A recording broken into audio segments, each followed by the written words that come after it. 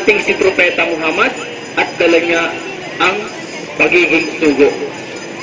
Sa pagitan ni Propeta Jesus at ni Muhammad sallallahu alaihi wasallam, maraming sumulpot na mga aral at mga sugo na dumating sumulpot sa pagitan nilang dalawa. Bago dumating si Propeta Muhammad, marami na pong sinasambang Diyos ang mga tao.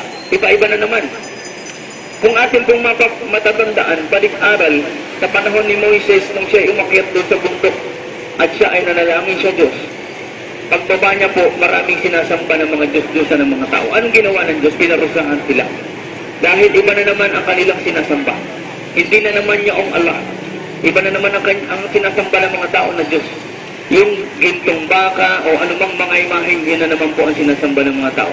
Nagalit po ang Diyos doon. Pinarusahan sila. Ibig sabihin, ang una palang kautusan ng Panginoong Diyos, huwag kang sasamba sa anumang mga Diyos-Diyosan, imahen, rebulto, larawan, o mga larawan, imahe ng katulad sa ilalim ng tubig, sa ibaba ng lupa, o sa himpapawid. Huwag kang gagawa niyan. At pagkatapos iyong sasambahin. Ito ang unang utos ng Diyos. Huwag daw tayong sasamba sa mga nilikha, sa mga larawan, sa mga rebulto. Pasintabi sa mga kapatid kong Katoliko, ang sinasabi ko lamang po sa inyo ay ang katotohanan na natutunan ko sa Islam. Hindi po kayo dapat magagalit sa akin, bagkus inyo pong pakinggan, inyong pag-aralan.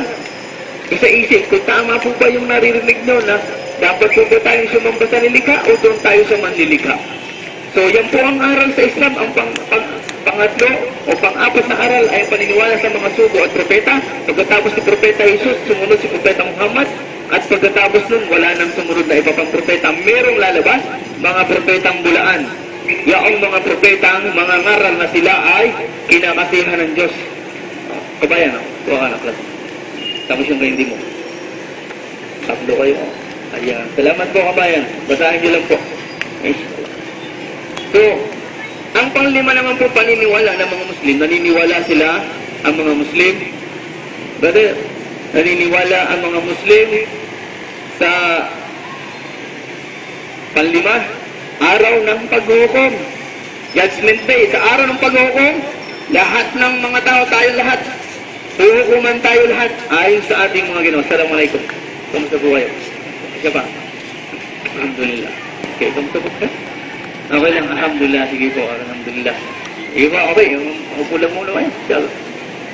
Kasi brother po ay alam ko ay balik Islam din po siya. At ito po ay marami na pong balik Islam ng mga Bicolano.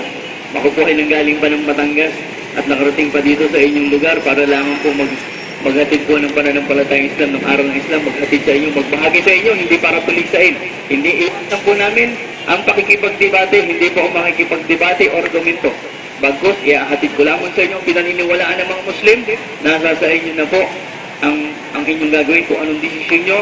Kung kayo maniniwala o hindi ko na po kasalanan nyo, nasa sa inyo na po ang pagpasya. At ang Panginoong Islaman po ang gumagabay. Ito po kayo din nyo rin, nanay. Kayo din nagkikindi pa. Ayan, salamat po. Ayan. Huwag na po magkikindi pagka diabetic na. Sister, ito ko ba yan? Sino namimigay pa rin? Meron ba? Wala? Yung dalawang brother? Alhamdulillah. So, araw ng paghukom, sa araw ng paghukom, may judgment day din tayo. Sa judgment day, ibig sabihin, sa korte ng Panginoong Diyos, doon sa kanyang husgahan, doon ay walang lagayan. Wala na doong suhulan. Lahat ay mananagot sa kanyang ginawa ng pantay-pantay. Walang labis, walang ulang dito. Maaaring dito sa korte ng tao, ang mayaman nakakalibre sa kasalanan. Sa araw ng Panginoon, sa hukuman ng Diyos, walang makakalibre doon. Bagkus lahat tayo ay paparusahan ayon sa ating ginawang pamumuhay sa mundo. Ngayon, ang ibig sabihin ng Islam, inuulit ko, ay pagsunod sa kalooban ng Diyos. Pagsunod. Kung wala ka sa pagsunod, nasaan po ang maraming tao? Kapag wala ang isang tao sa pagsunod, nasaan po siya? Dahil walang po ang kalagayan. Pagsunod at pagsuway. Dahil walang po ang pagpipilian. Ang ibig sabihin ng Islam, pagsunod sa kalooban ng Diyos. Ang kasalungat ng pagsunod ay pagsuway. So napakarami po pala nasa kalagayan ng pagsuway. Hindi ko po kayo sinasabing kayo yun. Bagkus, kayo po ay pinaparatingan lamang ng kanyang paalala. At At kung kayo po ay talagang may pagmamahal sa Panginoong Diyos, kailangan patunayan natin yun. Ang pagmamahal po sa Panginoong Diyos, hindi po pwede na lip service lamang. Ibig sabihin, yung sasabihin lamang ng tao, pag tinanong mo, mahal mo ba ang Diyos? Oo. Pero yung kanyang ginagawa ay sala sa kanyang sinasabi. Ito ang tinatawag na pagmamahal na peke.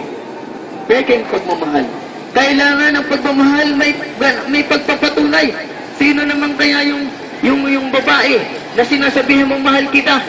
Pagkatapos hindi mo naman siya pinatutunayang mahal mo talaga. Pagkakapunta mo, pag naliligaw sa iyong nililigawan, gusto mo lagi kang lasing.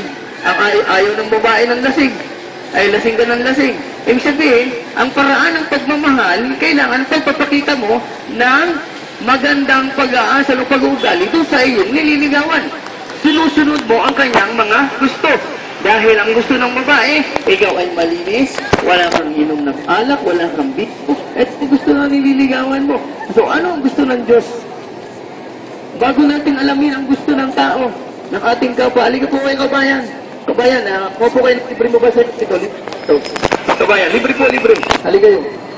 Lapit lang po dito ang mga may gusto ng aklat at saka ng candy. O, kabayan, kuha. Libre yan, brother. O, itong candy mo. Kuha, bigyan. Salamat po. Alhamdulillah. Masya Allah si Brother Omar. Alam ko, Akbar. So, ibig sabihin, nandun tayo sa pag-ibig, pagmamahal. Marami po ang taong magsasabing, mahal ko ang Diyos, mahal ko ang Diyos. Pag sinabi mo pa, kinontra mo pa yan, papagalitan ka ba? Pero ano ba ang pagmamahal na yun? Kailangan ng pagmamahal na sinasabi, may pagpapatunay na mahal mo ang Diyos, gagawin mo ang kanyang mga utos. Sisigapin mo matupad ang kanyang mga lituntunin, ang kanyang mga patakaran. Hindi yung sinabi mo lamang mahal, pero ikaw mahal ka ng mahal, wala ka namang ginagawang pagpapatunay. Ano ang isa? Na pagpapatunay? Pagsunod sa kalooban ng Diyos. Ang sabi ng Diyos, unang pagpapatunay natin, sabi ng Panginoon Diyos, huwag kang sasamba kanino man, maliban sa Kanya na lumikha. So yan, isa ito, makarating sa atin, inshallah, na ang sabi ng Diyos, wala daw po dapat sambahin, maliban sa lumikha ng langit at lupa, ng buwan, ng hangin, ng tubig. Kung ang inumin natin ay hindi ginawang matabang, lagi na lang po ang ating iniinom ay maalat, at iyakan hindi magtatagal, may sakit tayo sa bato. So ito po isang pagmamahal ng Diyos sa atin. Nanilikha niya ang dalawang klase ng tubig, isang matabang at isang maalat. Lahat ng nilikha sa ating paligid, lahat ito ay nagsisilbi sa tao. Ang tao ang pinakamataas sa kalagayan ng pagkakalikha. Siya lamang ang binigyan ng Assalamualaikum brother, mashallah. Sapa. Salam. Kumusta brother? Alhamdulillah. Inshallah. So ang taat